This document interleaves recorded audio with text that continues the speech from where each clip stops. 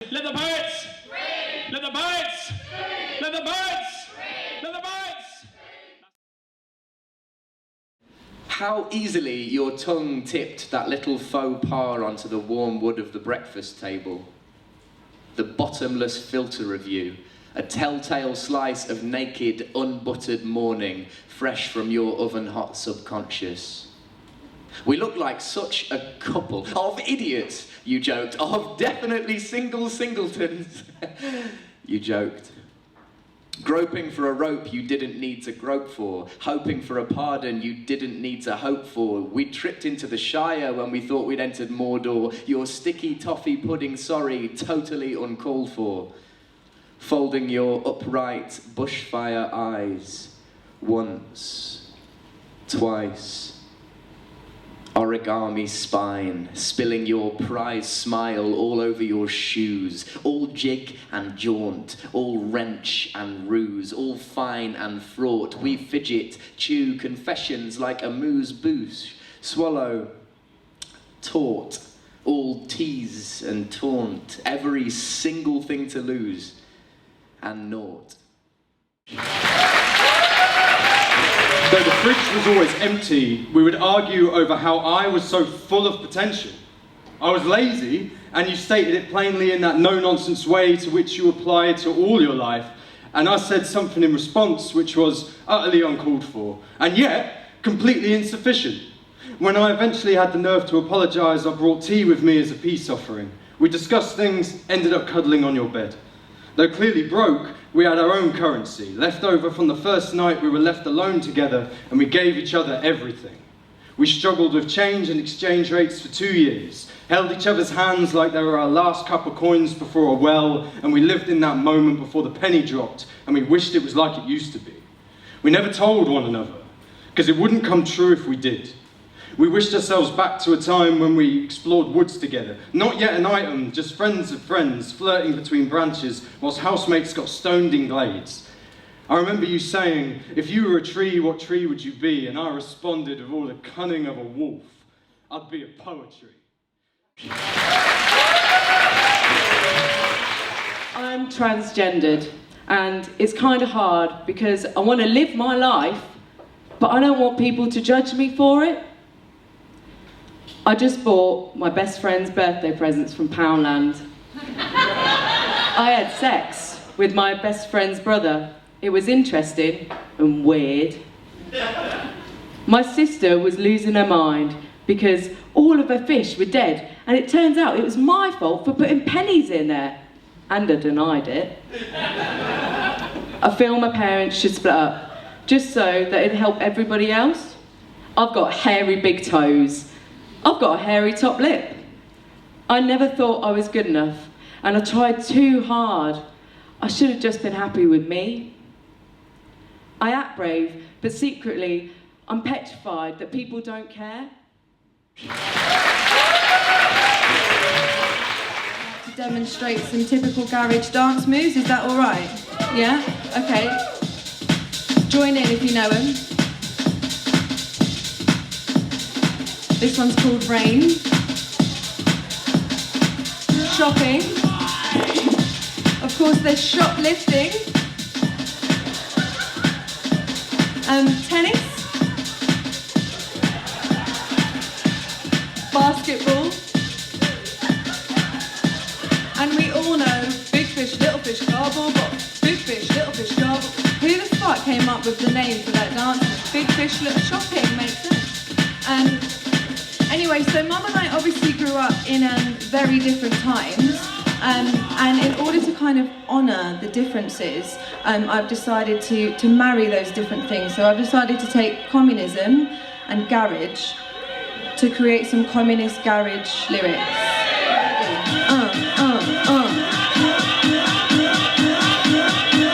Wait for the drop. Bolshevik, I'll flow with it. About the revolution, I know a bit. Let me raise a glass of bourbon to my peeps behind the iron curtain. This goes out to my main man Leonard, to his tune, we be two-stepping. Capitalism, we be wrecking. Bow to my main man, respect him. Engels, Frederick, so electric, mashing you up. And some were bitter for the lack of opportunity. Some stuffed their abuse in the sugar bowls and hid their dreams in the backs of cupboards. But my grandmother, she poured her faith into communism. She lived on a mantra of bread, work and peace, all the while missing the other revolution she could have started in her own living room. And when her daughters learnt to be women, they had to cut the umbilical ties to the kitchen.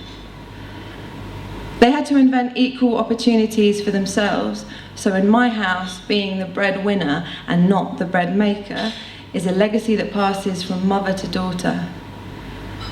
For most of my childhood, mum dressed in business suits, dad packed the lunches, stayed at home, cooked and cleaned.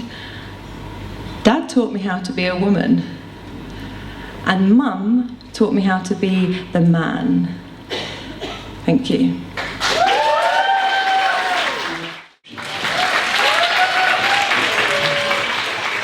Watching her sway on her painted books, catching her slapping hands with toes and shoulders, beaming into this day of grace. Ding ding ding ding ding ding ding ding ding ding. His strings twinkle across our senses. Bum bum zum bum bum bum bum zum bum bum. While his bass beats linger deep.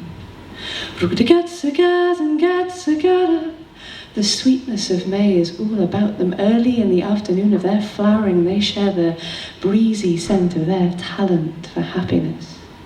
We dog the corner of the street, twitch and grin in syncope, and wish each weekending could be this sweet, this blessed. Pounding heads, gently nodding, fingers flicking, guts thumping, at one with these bright sounds. For now, we are Rudigatsagas and Gatsagata, Rudigatsagas and Gatsagata.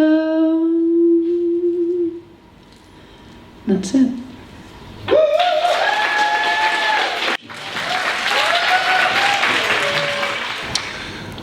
On the first day of holiday, my mother leaves the dark blue wrapper on her bed, her polished boots in one corner, and in no time I assemble a superhero costume to protect the house against the plague of lizards and their spindly children. Every hero needs a nemesis. This cotton cape casts me as Nigeria's first Superman, and they threaten life in the Lagos metropolis. No matter the property you buy, how tight shut the gutters, how climb-proof the walls, also how sharp their crown of barbed wires, the lizards come. Father who insists a clean, well-swept backyard helps is away, and the long-tailed legion are confidently swarming all about the place, across air vents, up the garden's wire mesh, too thin to survive their claws. Anyway, I'm hovering by that mesh, a rubber band stretched between my fingers, cape flowing, and a quiver of toothpick-thick bristles, one curled against the taut elastic. I catch a lizard's beady, steady eyes, take aim, fire, and watch the bristle break through its back, first piercing its soft stomach. Once upon a time, in the 13th hour of night, the 11 lightnings before dreams come out to play, 9 seconds from a kiss goodnight. For the 7th time, a little girl sits cross-legged on the floor, flips open a book titled The 13 Fairy Negro Tales, finds a page in 5 seconds, and in 3 moments and 2 blinks focuses on a description of one woman. It says that in a mountain made entirely of soil, a blue crystal was grown and its tips were thrown to the sands from which oceans and seas came forth. It says that this woman's hands were molded by the farmer who toiled that mountain's land. Her bones were crafted from ivory and sold to the artists of the Titans and told to create with it something greater than themselves, and they kept those bones, shelved them till they were reincarnated as light, and baptized it in the unseen hues of rainbows, which solidified and became whole, so when she moves, her shadows echo spectrums. Her shoulder blades once waded in mire and emerged, making moon ripples on a Mesolithic rock face of ever. Like the ghost of lilies flock printed on slate, her cheeks skin-kissed the gates of our brown haven. Her voice is rooted in the fantastic, flying like silk, fed on feather fractals, falling like angel zest. And yeah, I know that woman. we have conversed. Many times I have cycled through the cities of our psyche and left graffiti growing on the walls of our mentals, making me... Top of ivory tower blocks, cut your hair. Your bandana, pimp charming can't save you. He's already betrayed you. He's not climbing, he's pulling.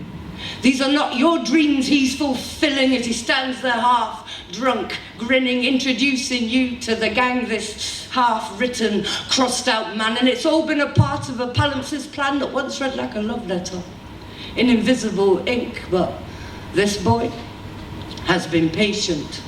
2 hands on the window ledge, and in one, an invitation to the group initiation he forgot to mention. He makes her presence of stealing gifts. She is bowed in the presence of crystal kisses past the parcel. Delicate, vicious, they surround her in the disused lift. No poetry, no pity. Their eyes, the blank windows of a somnambulant city, her name spray-tagged in urinal graffiti. They circle her. One winks, offers a drink, in their shoulder blades are shark fins. These awkward, angry boys, all angles and apologies with blue siren voices that she once shared a classroom with. Well, their tongues are now whips that scar her unwritten skin into a map. Each word, each wound, a passport mark of origin that confines her to the estate. Know your place. Well, she might not wear niqab and burqa, but there is more than one form of purdah. She wears her hair across her face like crime scene tape. And I've learned not to look at these boys with mouths of burning books, head quietly back to my flat.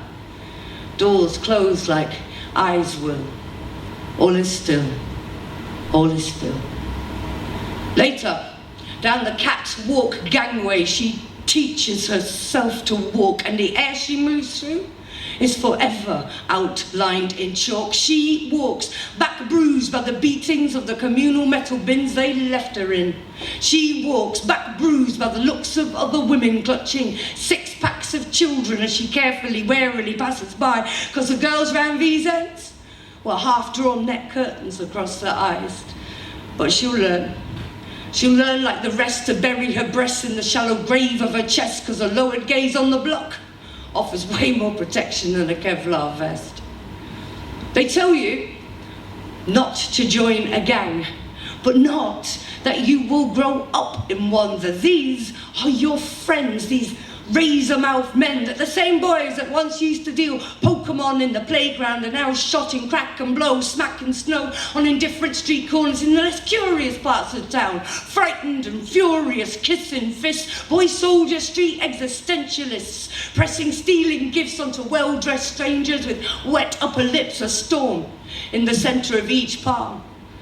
Don't talk to her about self-harm. If this was Iran, she would be stoned to death for what they did to her. But this is Hackney, so she just gets stoned. Those same boys that once played Kiss Chase now play Kiss Chase, and the moon hides its face in the branches of a tree. The girls that are locked in ivory tower blocks around these ends are kept well fed and confined to their beds like battery hens, stored one on top of the other. An Argos advent calendar pop the window. Inside, a girl grows into a woman, into her own widow. And now there are parts of her body, places where even the police won't go, areas of her skin where the grass will not grow, in the dark heart of the tower block shadow that turns the estate into a sundial. There are parts of her body that are wastelands and war zones on which a small girl stands alone, wondering what could be her path to lead her home. Sensing blood, pulls up her hood, sprayed with their collective pheromones. And when she smiles, her teeth are a white picket fence, neglected paint peeling on which a bouquet of flowers rests against, and nothing sings. Nothing ever sings. Nothing tastes as good as that which is forbidden. Nothing is as public as that which must be hidden, as impossible, as irreverent as the possibility of forgiving. So where are the flowers resting against railings for these young, falling women? Where are the t-shirts for TV appeals, the parliamentary petitions? There's just confinement to the tenement, so men are the victims and the female form once again becomes a kind of prison. And meanwhile, gang gods battle gods in a raw estate Oristia, and she is Cassandra, foreseeing a future, but fainted never to be believed, especially by herself, who only knows what she thinks from following Facebook news feeds. And so the media call her the all-devouring mother, bedsit Medea, print headlines in graveyard script, but never tell the story of the girl on the 12th story, entombed in her family crypt.